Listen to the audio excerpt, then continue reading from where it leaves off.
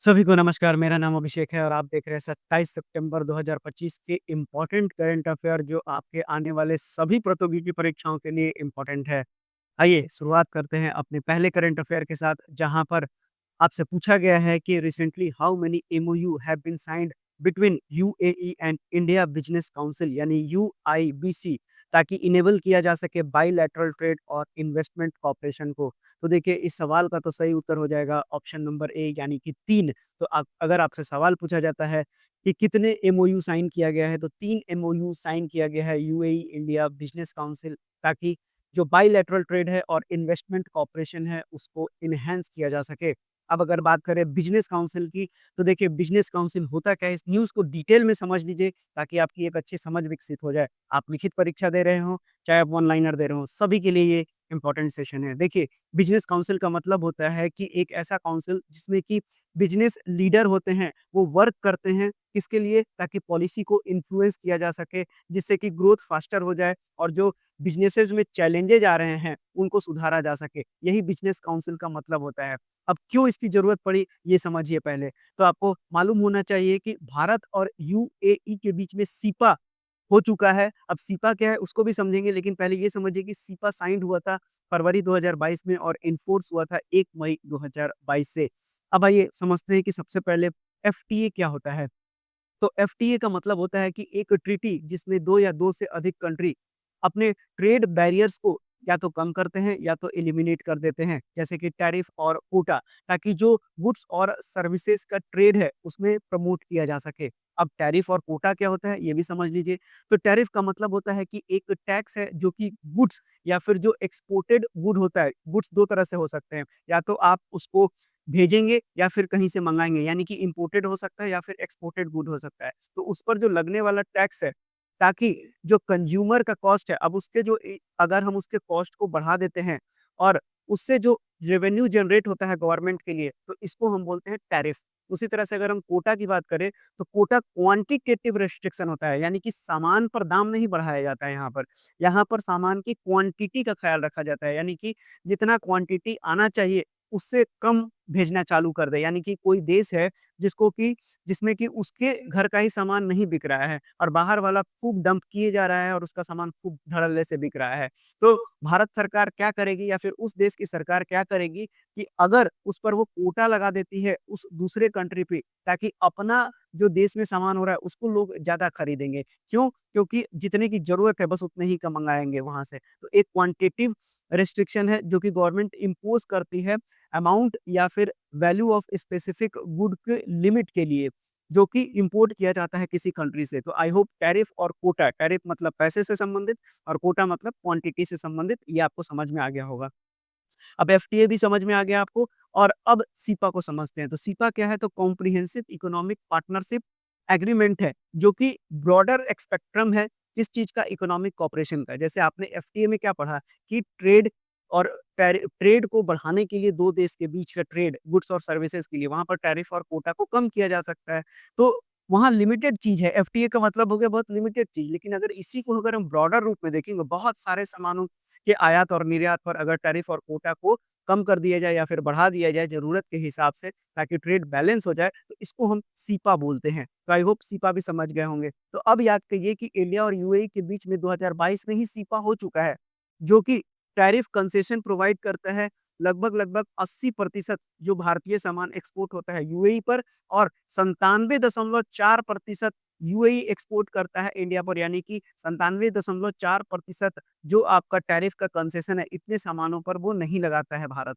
तो यानी कि और भारत का टारगेट क्या है कि इस सीपा के तहत 2030 तक $100 बिलियन नॉन ऑयल ट्रेड, क्योंकि आपको मालूम होना चाहिए कि यूएई जनरली तेल से संबंधित है, क्रूड ऑयल से संबंधित है, आयात-निर्यात से। लेकिन भारत चाहता है कि $100 बिलियन का जो व्यापार हो इंडिया और यूएई के बीच में, उसमें नॉन ऑयल ट्रेड हो, यानी क्रूड ऑयल को हटा के इतना ट्रेड किया जाए।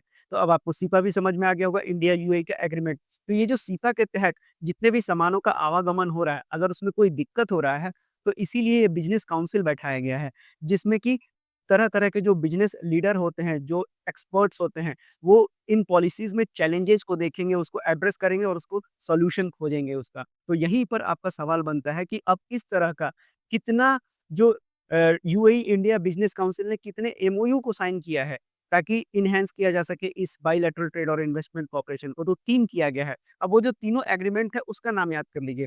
तो यूएई इंडिया सीपा काउंसिल बैठा है, यानी कि सीपा का काउंसिल होगा जिसमें कुछ क्वांटिटी को देखा जाएगा कि हाँ, ये में प्रॉब्लम आ रहा है, इसको सॉल्व किया जाए। उसी तरह से जो सर्विसेज़ और एक्सपोर्ट से संबंधित होगा, वहाँ पर सर्विसेज़ एक्सपोर्ट प्रमोशन काउंसिल उन जो दिक्कतें हैं उनको सामने लाएगी और उसको सॉल्व करने का कोशिश करेगी। और बाकी तीसरा जो है रीजनल चैम्बर ऑफ कॉमर्स, यानी कि रीजनल चैम्बर्स होंगे कॉमर्स के, जो कि सॉर्ट आउट करेंगे अपने प्रॉब्लम को और उसको उसके जो प्रॉब्लम है उसका सॉल्यूशन निकाल कर इन चैलेंजेस को खत्म करेंगे, ताकि जो ट्रेड है, भारत सरकार का जो ट्रेड का टारगेट है 2030 तक का, उसको अचीव किया जा सके।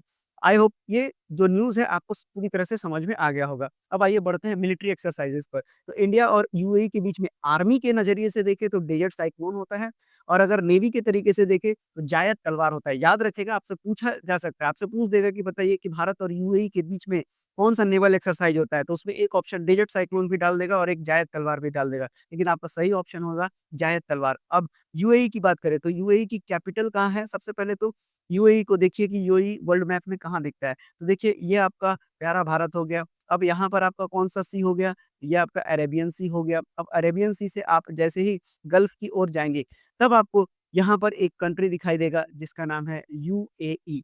अब यूएई से ही संबंधित बातें हो रही हैं कि यूएई का जो कैपिटल है वो है अबू धाबी, करेंसी क्या है? दिरहम है, और प्रेसिडेंट कौन है? तो मोहम्मद बिन जायद अल नाह्यान। अब याद कर लीजिएगा इसको। अब यहाँ पर आपको 2-3 बातें याद रखना है। कौन-कौन सी बातें आपको याद कर लेनी है? तो देखिए, अब मैं यहाँ पर आपको समझा देता हूँ कि यहाँ पर अगर आप ये वाला जो पॉइंट को देख रहे हैं, तो इस पॉइंट को अगर आप देखेंगे तो मैंने यहाँ पर ड्रॉ भी करके रखा है अलग से, ताकि आपको समझ में आ जाए। तो देखिए, अगर आप इसके ऊपर देखते हैं ये वाला कंट्री को, तो इसके ऊपर का जो कंट्री दिख रहा है जहाँ पर एरो लगा हुआ है, ये है आपका ईरान। और यहाँ पर क्या है? तो यहाँ पर आपका पर्शियन गल्फ है, और यहाँ पर क्या है? पर्शियन गल्फ, और यहाँ पर आपका क्या है? तो ये आपका अरेबियन सी है। तो अगर आपको इस मैप में नहीं दिखाई दे रहा है तो मैंने यहाँ पर ड्रॉ करके रखा है। ये है आपका पर्शियन गल्फ और ये है आपका अरेबियन सी में गल्फ ऑफ अमान। अब इन दोनों को जो जोड़ने वाला स्ट्रेट होता है इसको हम स्ट्रेट ऑफ हॉर्मुज कहते हैं। उसी तरह से यूएई के आगे आप बढ़ेंगे तो यहाँ पर ओमान आएगा, बीच में सऊदी अरबिया और यमन। देख लीजिए मैप में भी एक बार, अगर आप देखना चाहते हैं तो आप इसको देख लीजिए कैसे दिखता है। देखिए, तो यहाँ पर अगर आप देख रहे हैं, मैं इसको मिटा देता हूँ और पेंसिल से टिक करता हूँ। इधर देखिए, तो मैंने आपको क्या समझाया, आपने यूएई देखा, अब आप यहाँ पर देख रहे होंगे यूएई के बाद ओमान देख रहे हैं और फिर यमन। तो यहाँ पर ओमान हो गया और यहाँ पर यमन हो गया। यहाँ पर तो आपने देखा पर्शियन गल्फ, और यहाँ पर आपने क्या देखा? गल्फ ऑफ ओमान, और इन दोनों के बीच में आपने देख लिया स्ट्रेट ऑफ हॉर्मुज। उसी तरह से यहाँ पर अगर आप देखेंगे तो ये है आपका रेड सी, और यहाँ पर अगर आप देखेंगे रेड सी के बाद यहाँ पर आपको क्या दिखाई पड़ेगा? तो यहाँ पर गल्फ ऑफ आडेन दिखेगा। इस पॉइंट पर आपको क्या दिखेगा? गल्फ ऑफ आडेन दिखेगा। अब यहाँ पर भी एक स्ट्रेट है, जिसको कि क्या कहा जाता है? बाब एल मंदेब कहा जाता है, इसको भी याद कर लीजिएगा। उसी तरह से अगर आप यहाँ पर देखेंगे, ये बार-बार पीछे ही जा रहा है। यहाँ पर अगर आप देखेंगे तो ये मेडिटेरेनियन सी है और यहाँ पर आपको रेड सी है। तो इन दोनों को जोड़ता हुआ जो एक कैनल है, देखिए यहाँ पर मेडिटेरेनियन सी मैंने दिखाया और ये हो गया रेड सी। इन दोनों को जोड़ने वाला कैनल क्या कहलाता है? सुएज कैनाल कहलाता है। तो इम्पोर्टेंट पॉइंट्स हैं, ये सारे के सारे याद कर लीजिएगा। चलिए, अब बढ़ते हैं अपने अगले करंट अफेयर पे। अगला करंट अफेयर में आपसे सवाल पूछा गया है कि इंडिया और किस कंट्री ने साइन किया है एक म्यूचुअल रिकॉग्निशन एग्रीमेंट को ऑर्गेनिक प्रोडक्ट्स के लिए?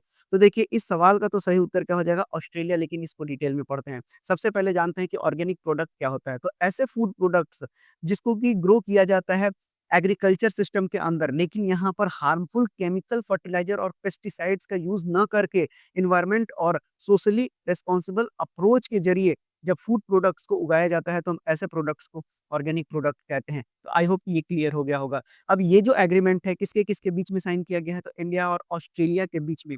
कैसा है? तो ये इकोनॉमिक कोऑपरेशन और ट्रेड एग्रीमेंट है। अब जो इकोनॉमिक कोऑपरेशन और जो ट्रेड एग्रीमेंट है, इसको भारत और ऑस्ट्रेलिया के द्वारा साइन किया गया था 2 अप्रैल 2022 को, और इन्फोर्स यानी कि लागू कर दिया गया था 29 दिसंबर 2022 से। अब इसका मकसद क्या था? देखिए इसका मकसद था कि जो बायलैटरल इकोनॉमिक टाइज़ हैं, उसको गहरा किया जा सके, ताकि जो टैरिफ है उसको रिड्यूस किया जाए वेरियस गुड्स पे और प्रमोट किया जाए ट्रेड और सर्विसेज को, और ताकि इन्वेस्टमेंट भी बढ़े, रोज़गार भी बढ़ेगा। देखिए 2 देश आज आपस में क्यों क्यों साथ-साथ आ रही हैं उसका कारण है, क्योंकि सभी जगह अनएम्प्लॉयमेंट की कमी हो रही है। यानी धीरे-धीरे हर जगह पर जो यूथ है वो अनएम्प्लॉयमेंट है। तो जब तक ट्रेड नहीं बढ़ेगा, तब तक आपका जो एम्प्लॉयमेंट जनरेशन है वो नहीं बढ़ सकता, क्योंकि आप इंडस्ट्री लगा नहीं सकते, क्योंकि आपका नेट कार्बन ज़ीरो एमिशन को भी देखते हुए चलना है। तो ट्रेड एक अच्छा माध्यम है 2 देशों के बीच में कोऑपरेशन भी बढ़ाने का और साथ ही साथ रोज़गार भी बढ़ाने का। तो देखिए, तो यही इसका मकसद था, किसका? ईसीटीए का। अब जो 2023 और 24 में ईसीटीए की वजह से जो बाइलैटरल ट्रेड है, यानी कि भारत और ऑस्ट्रेलिया के बीच में यूएस डॉलर 24 बिलियन तक पहुँच गया। तो ये आप समझ गए होंगे कि क्यों ऐसा किया जा रहा है। अब आइए, यहाँ पर एक टर्म लिखा हुआ था, इस टर्म को पहले पढ़ लेते हैं। तो म्यूचुअल रिकॉग्निशन अरेंजमेंट, अब ये क्या होता है? तो म्यूचुअल रिकॉग्निशन अरेंजमेंट जो होता है, ये अलाउ करता है ऑर्गेनिक सर्टिफिकेशन के स्टैंडर्ड के म्यूचुअल एक्सेप्टेंस को। मतलब कि मान लेते हैं कि जिससे कि अब जो प्रोसेसेस है वो सिंप्लीफाई हो जाएगा और जो मार्केट एक्सेस है उसमें एनहांस हो जाएगा, ताकि जो सर्टिफाइड प्रोडक्ट्स है वो दोनों कंट्रीज में आया जा सके। देखिए, पहले क्या होता था कि ऑस्ट्रेलिया, मान लेते हैं कि भारत में कोई सामान है, अब उसको आईएसआई मुहर लगाएगा तभी बिकता है आगे जाके वो। लेकिन मान लीजिए कि अगर कोई ऑर्गेनिक प्रोडक्ट है जिसका सर्टिफिकेशन अगर भारत सरकार के ही डिपार्टमेंट ने दे दिया है, तो अब ऑस्ट्रेलिया के सरकार को वहाँ पर किसी तरह से परमिशन लेने की उसको ज़रूरत नहीं है। वो डायरेक्टली जाएगा और वहाँ पर बिकना चालू हो जाएगा। तो देखिए, जो कागज़ का, यानी कि 2 सरकारों के बीच में जो लेन-देन होता था, यानी बहुत सारे कागज़ों का लेन-देन होता था, वो खत्म हो गया। तो अब ट्रेड बैरियर जब खत्म हो गया, तो डायरेक्टली सामान वहाँ का यहाँ जाएगा और वहाँ का यहाँ जाएगा। यानी वाइस वर्सा है। ऑस्ट्रेलिया में भी अगर कोई सरकार ने क्या कर दिया, अगर किसी प्रोडक्ट को सर्टिफ़ाई कर दिया, तो वो भारत में डायरेक्टली बेच सकता है। यही इसका मकसद होता है। तो एमआरए यही चीज़ को अलाउ करता है, म्यूचुअल एक्सेप्टेंस को। ये भी आपको समझ में आ गया होगा। अब ये जो म्यूचुअल रिकॉग्निशन अरेंजमेंट है, इसको इम्प्लीमेंट करने वाली 2 एजेंसी हैं। भारत में कौन करेगा? अपेडा, और ऑस्ट्रेलिया में डीएएफएफ। तो डीएएफएफ की फुल फॉर्म क्या है? Department of agriculture, fisheries and forestry. और भारत में कौन करेगा? अपेडा, जिसकी फुल फॉर्म होती है agricultural and processed food product export development authority. अब इसका फॉर्मेशन कब हुआ था? तो 13 फरवरी 1986 में। और इसके चेयरमैन कौन है? अभिषेक देव है। और पेरेंट मिनिस्ट्री कौन है? कॉमर्स एंड इंडस्ट्री मिनिस्ट्री है, जिसके मिनिस्टर कौन है? तो पीयूष गोयल साहब हैं। तो ये भी न्यूज़ आपको समझ में आ गई होगी। चलिए बढ़ते हैं अब अपने अगले न्यूज़ पर। तो अगला न्यूज़ अब देख लीजिए, ऑस्ट्रेलिया और भारत के बीच में कौन-कौन सा एक्सरसाइज़ेज़ होता है। तो आपको नेवल एक्सरसाइज़ में मालाबार याद रखना है, और भी कंट्रीज़ होते हैं, लेकिन अगर ऑस्ट्रेलिया से संबंधित पूछा जाए तो आपको सिर्फ़ मालाबार टिक कर सकते हैं आप। उसी तरह से जो तलिस्मान साबरे है, ब ये वेरी इंपोर्टेंट एक्सरसाइज़ है। आपसे पूछा जाएगा कि किस देश के द्वारा तालिस्मान साबरे एक्सरसाइज़ करवाया जाता है, तो ये ऑस्ट्रेलिया के द्वारा करवाया जाता है। ये बाइएनियल है। बाइएनियल का मतलब होता है कि हर 2 साल में 1 बार। उसी तरह से पिच ब्लैक भी बाइएनियल एक्सरसाइज़ है। किसका है? एयर फ़ोर्स का है। ऑस्ट्रेलिया की बात करें तो कैपिटल कैनबरा है। आज भी ऑस्ट्रेलिया कॉन्स्टिट्यूशनल मोनार्क को फ़ॉलो करता है, यानी कि यहाँ, क्योंकि ऑस्ट्रेलिया एक कॉमनवेल्थ देश भी है, तो इंग्लैंड के राजा ही यहाँ के अभी भी हेड, यानी उनको सिर्फ़ सम्मान देने के लिए, ऐसा नहीं कि वो सचमुच में हेड हैं। तो चार्ल्स 3 यहाँ के किंग हो जाएँगे। आपसे ऐसा भी सवाल घुमा-फिरा के पूछा जा सकता है। गवर्नर जनरल के पद आज भी यहाँ पर हैं, जिनका नाम क्या है? सैम मोस्टिन। यानी ऑस्ट्रेलिया में क्या हो रहा है, वो ले जाकर बताएँगे किसको? किंग को बताएँगे, चार्ल्स 3 को। वो ये एक परंपरा है, सिर्फ़ चल रहा है और कुछ नहीं है अब। ठीक है? उसी तरह से पीएम का नाम इम्पोर्टेंट है, एंथनी अल्बनीज़, और ऑस्ट्रेलियन डॉलर यहाँ की करेंसी है। आइए, बढ़ते हैं अब अपने अगले न्यूज़ पर। अगला न्यूज़ आपसे बोलता है कि जो goods and services tax appellate tribunal को ऑफ़िशियली लॉन्च किया गया है, किस मिनिस्ट्री के द्वारा? नई दिल्ली में। तो ये यूनियन, जो कि जीएसटी से संबंधित है, यूनियन मिनिस्टर ऑफ फाइनेंस और कोऑपरेटिव अफेयर्स ने इस goods and services tax appellate tribunal को लॉन्च किया गया है। अब इसका काम क्या है? तो देखिए, जो जीएसटी, जो एपेलेट ट्रिब्यूनल है, ये एक स्टैट्यूटरी एपेलेट बॉडी है, जिसको कि जीएसटी लॉ के अंदर क्रिएट किया गया है, ताकि यहाँ पर अपील को सुना जा सके, जो भी ऑर्डर पास किया गया है जीएसटी एपेलेट अथॉरिटीज़ के द्वारा। आपको पता है कि हाल ही में जीएसटी में मेजर बदलाव किए गए हैं। तो अगर किसी को भी अपील करना होगा, किसी को भी कोई दिक्कत है, तो वो कहाँ जाएगा? सरकार के पास तो डायरेक्टली नहीं जाएगा, वो कहाँ जाएगा? तो जीएसटी एपेलेट ट्रिब्यूनल में जाएगा वो। अब यहाँ पर जो जीएसटी एपेलेट ट्रिब्यूनल है, यहाँ पर बेंचेस बैठेगी 2 जुडिशियल मेंबर के। वो हर एक टेक्निकल मेंबर से 2 रहेंगे, एक सेंटर से रहेंगे और दूसरा स्टेट से रहेंगे, ताकि जो समाधान है उसको खोजा जा सके आसानी से। अब अगर जीएसटी की बात करें, तो जीएसटी भारत में लॉन्च कब हुआ था? तो 1 जुलाई 2017 में। दुनिया में कौन-सा पहला देश था जिसने लॉन्च किया है? तो वो फ्रांस था, 1954 में किया है। पहला राज्य भारत में कौन-सा था जिसने जीएसटी को इम्प्लीमेंट किया था? तो वो असम है। जीएसटी कैसा टैक्स है? इनडायरेक्ट टैक्स है। जीएसटी कितने टैक्सेस से मिलके बना है? तो देखिए, जीएसटी बहुत सारे टैक्सेस को मिला के बना हुआ है, यानी कि एक कॉम्प्रिहेंसिव टैक्स स्ट्रक्चर है ये। अब जीएसटी के कितने प्रकार? 4 प्रकार, central GST, state GST, union and territory GST, और इन सबको मिला दें तो इंटीग्रेटेड जीएसटी बन जाता है। अब कितने स्लैब बचे हैं? 5 और 18, हटा किसको दिया गया? 12% और 28% को। और कौन-सा एक्स्ट्रा टैक्स लाया गया? 40%। किससे संबंधित है? तो सिन गुड्स से संबंधित है। कौन से जो संविधान का संशोधन था उसके तहत बनाया गया? तो 101वां संविधान संशोधन के तहत इसको इम्प्लीमेंट किया गया।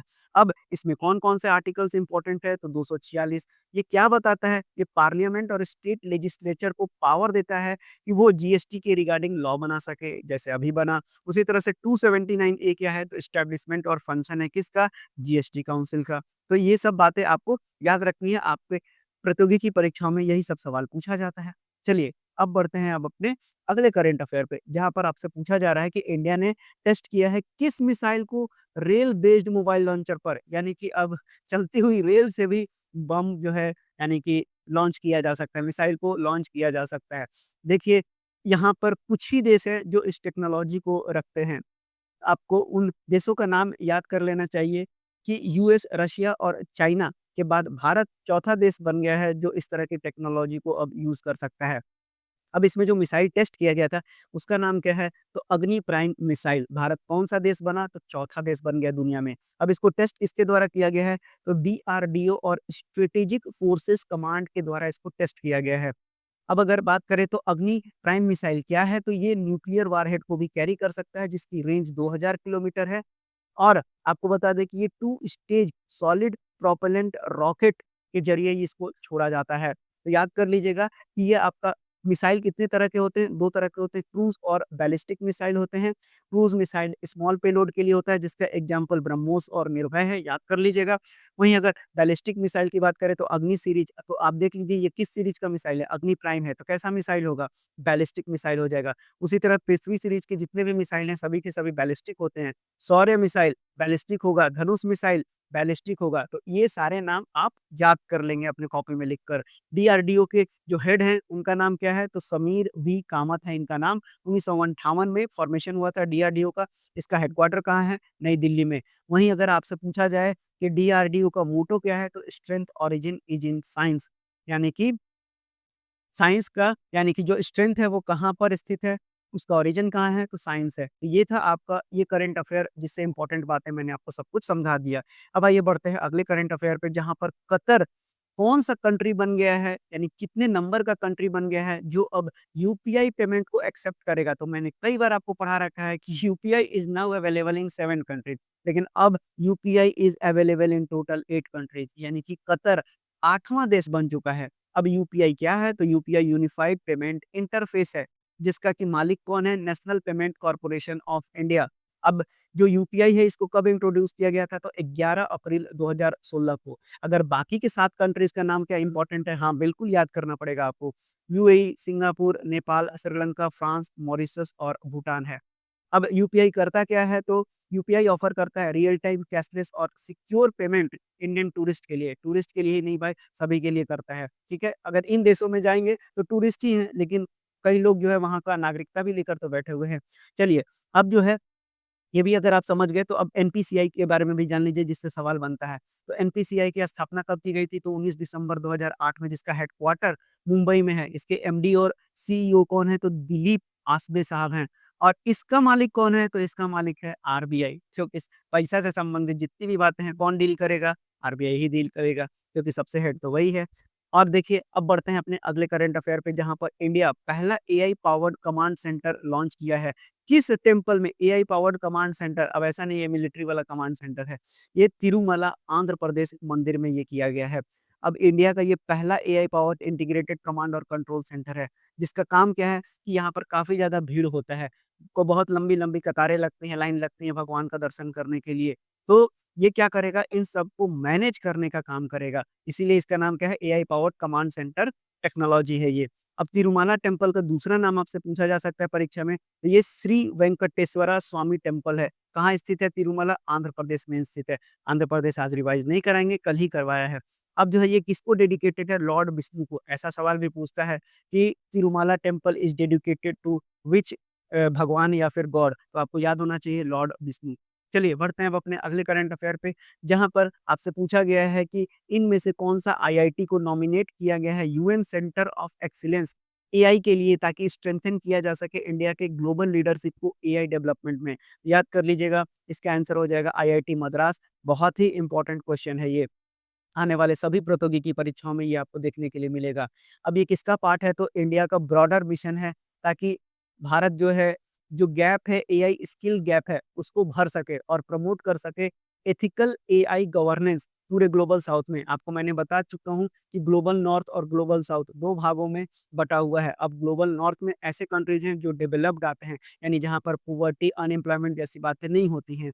लेकिन ग्लोबल साउथ में ऐसे देश हैं जो अभी डेवलपिंग स्टेज में हैं, जैसे भारत की बात करें जहाँ पर अनएम्प्लॉयमेंट, पॉवर्टी अभी भी जारी है।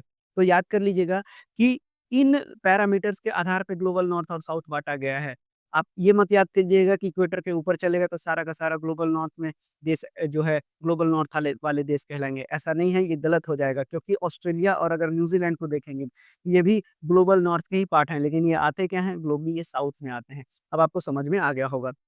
अब याद कर लीजिएगा कि जो इंडिया का एआई मिशन है, उसका एम क्या है? तो 10 मिलियन लोगों को एनुअली क्या करना है? स्किल करना है और साथ ही साथ डिप्लॉय करना है 38,000 ग्राफिक प्रोसेसिंग यूनिट को, और होस्ट करना है 300 ओपन सोर्स एआई मॉडल। मतलब पूरी तरह से लोगों को एआई से संबंधित बातें बताना है, क्योंकि इतने सारे जॉब को जनरेट भी तो करना है भारत सरकार को। तो ये एक अच्छा इनिशिएटिव है और आईआईटी मद्रास को ये काम दिया गया है। चलिए बढ़ते हैं अब अपने अगले करंट अफेयर की ओर। अगला करंट अफेयर आपसे कहता है कि एल-एन-टी यानी लार्सन एंड टुब्रो और कौन-सी दूसरी कंपनी है जिसने दोनों ने एक-दूसरे ने हाथ मिलाया है, ताकि इंडिया के लिए वो 5वाँ जनरेशन फाइटर जेट को बना सके। अब ये बिड है, ठीक है ना? यानी बोली लगा है अभी। तो ये दोनों मिल के बनाएँगे 5वाँ जनरेशन का फाइटर जेट। आपको भारत में पता है कि अभी 4.5 ही है, 5th जनरेशन प्लेन भारत के पास नहीं है। तो ये जो है एल-एन-टी और भारत इलेक्ट्रॉनिक लिमिटेड के द्वारा किया गया है। अब आइए समझ लेते हैं कि ये जो 5th जनरेशन फाइटर जेट है, इसको क्या कहा जाता है? तो इसको याद कर लीजिएगा, इसको कहा जाता है एएमसीए सीए, जिसकी फुल फॉर्म होती है एडवांस मीडियम कॉम्बैट एयरक्राफ्ट। ये इंडिया का 5वाँ जनरेशन स्टेल्थ फाइटर होगा। स्टेल्थ का मतलब होता है जो रडार के अंतर्गत नहीं आए, जिसमें कि फीचर्स होता है स्टेल्थ कैपेबिलिटीज़ का, जो मैंने आपको समझ में आ गया होगा, और यहाँ पर जो इंजन्स होते हैं वो सुपर क्रूज़ इंजन्स होते हैं और एडवांस एवियोनिक्स का यूज़ किया जाता है।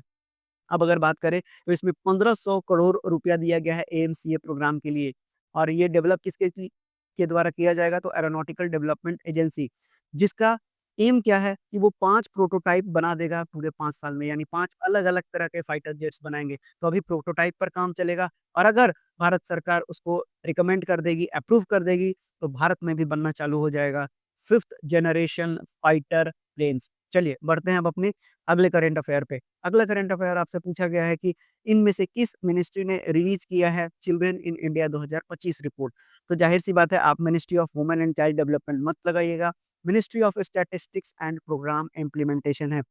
आपको बताना है, मैंने कई बार बता रखा है, कमेंट बॉक्स में ज़रूर बताइएगा कि मिनिस्ट्री ऑफ स्टैटिस्टिक्स और प्रोग्राम इम्प्लीमेंटेशन कौन है? मैं हर दिन बताता हूँ लगभग-लगभग। अब ये कहाँ पर लॉन्च किया गया है?